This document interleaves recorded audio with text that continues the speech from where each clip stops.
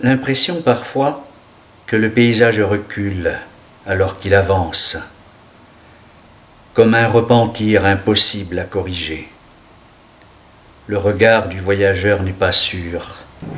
Les hangars se détachent du quai et glissent vers la Garonne. Les mascarons des immeubles grimacent le long des rails. Les mots en déroute désemparent la pensée.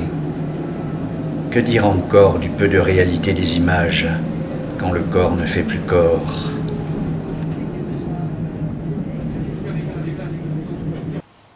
Un regard plus soutenu dressera ici des inventaires sans prétention. Morceaux d'objets en bois ou en métal trouvés sur la chaussée. Variété des ivrets au pied des murs. Petits papiers perdus dans la marche ordinaire. Le bout déchiré d'une lettre manuscrite, par exemple. On imagine une écriture de femme sous la lampe, inspirée ou laborieuse, avec un peu de joie ou un peu de chagrin, qu'on devine à son souffle, à ses yeux mi-clos quand elle signe, d'un frisoli à peine lisible.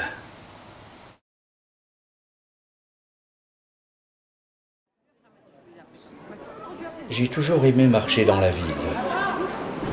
Quelques signes du hasard imposent parfois un itinéraire qui brouille les chemins.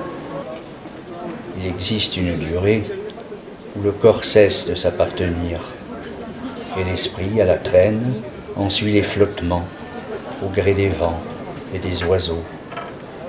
La ville devient une invention cimentée de guingois au fil des années.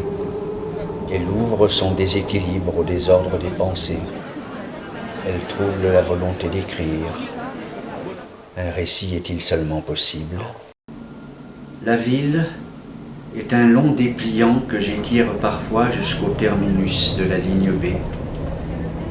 Mon corps l'aperçoit comme une bande de papier dont les marques s'effacent. Les noms des rues et des places me parlent en russe, en espagnol, en portugais.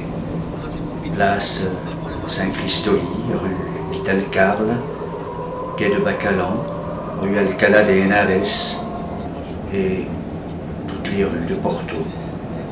D'ailleurs, l'instant va si vite. A-t-il vraiment eu lieu ?